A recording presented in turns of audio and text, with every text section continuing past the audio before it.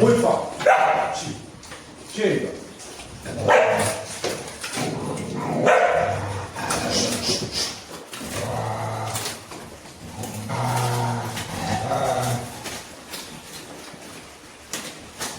Çay.